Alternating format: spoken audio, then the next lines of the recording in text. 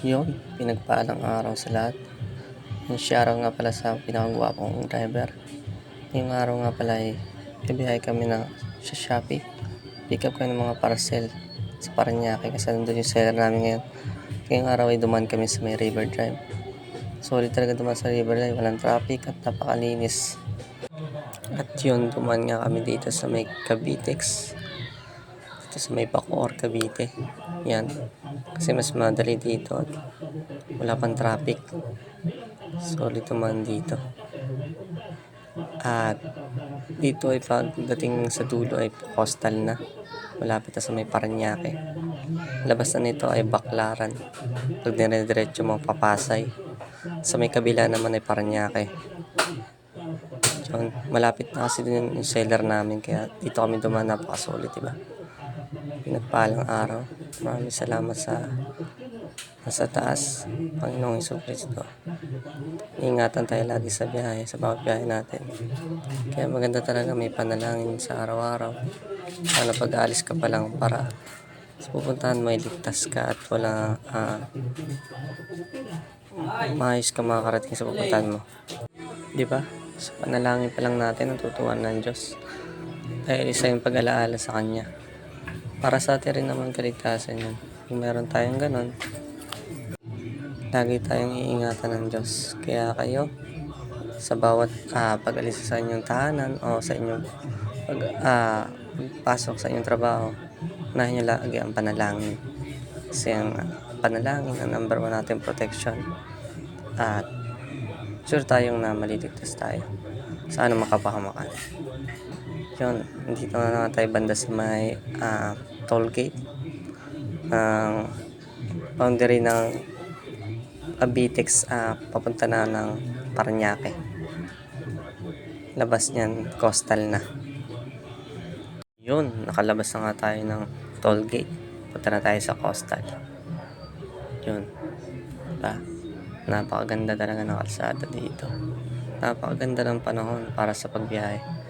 Kasi lalo na pahirap pag umuulan. Ganyan. Alam na alam ng mga ka-Shopee natin yan dyan. Diba? Shoutout sa inyo. Mga kagaya namin na bumabiyahe at lumalaban ng patas. Diba? Napakasarap kumita ng sarili mo pinagkukuran. Yan. Nakikita nyo naman paano kami pumikap ng mga parcel. Yan. Puro Shopee yan. Kasi Shopee lang naman pipick up namin. Andun sa labas yung sasakyan namin. Yan. Ang pinakadabis talaga dyan, mga bulky para mabilis mapuno. Yan. Pero ang na-pick up namin dyan ngayon, mga pouch lang. Pero okay na yan. Solid pa rin naman yan. Maaga pa rin naman kami makakawin nito kasi maraming mapipick up namin dito. Yun. Diba? Napakasaya. Sa simpleng trabaho. Dapat masaya na tayo sa mga simpleng trabaho lang. Tulad yan, diba? Kaya sa mga marangal na nagkatrabaho dyan, kahit sa pababa o mataas ka man, ay maging proud ka sa sarili mo. Yun lang naman ang number 1. Kapag naging proud ka sa sarili mo, magagawa mo lahat ng mga bagay at magiging masaya ka sa ginagawa mo. Yung talagang pinaka-the best sa lahat. Yun, maging masaya lang palagi. Yan, ang mga pouch tawag dyan. Bumaba rin ang pinaka-kwapo kong driver. Tingnan nyo naman. Ito yung mga bulky mo. Tawag dyan mga bulky. Diba? Nandun sa labas ang aming service. Diyan namin nilalagay ang aming mga karga. Kailangan punuin yan. At yun dito nga, puno na kami. Hindi ko napakita yung karga namin sa susunod na lang yun, ang aking driver. Punta na kami sa pagsaka ng aming mga pinick up. Yun. Yun na nga. Nandito na nga kami, nakarating na kami sa aming sa warehouse na binabagsakan. Kitang-kita nyo naman ang aming sasakyan service. Yan. Punong-puno yan. Walang daya yan. Yun. Binababa na ang aming parcel. Mga na-pick up namin. At pagkatapos nun ay uwi na. Maaga kami nakauwi ngayon kasi maaga rin kami umalis kanina. At maganda ang pick up namin ngayon at maganda ang araw. Yun. Pag meron talaga sinamahan mo ng panalangin sa araw-araw ay magiging maganda ang araw mo at maganda ang oras na ibibigay sa'yo. Makakauwi ka na maaga. Ito naman, tingnan mo naman. ang ganda ng paligid at panahon, di ba? Number one lang talaga. Samahan mo ng dasal ang bawat galaw sa bawat minuto ng iyong buhay.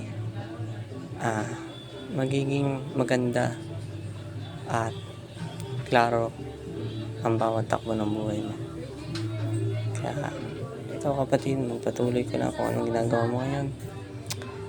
Hanga ako sa iyo kung saan ka man naroon. Shoutout ka pala sa pogi kong driver. Kita nyo naman, di ba?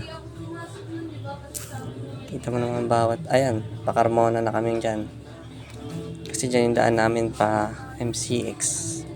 At yun, nasa MCX na kami. Maraming salamat po sa nanood. Sana, I hope po na may matutunan kayo sa araw to. God bless po.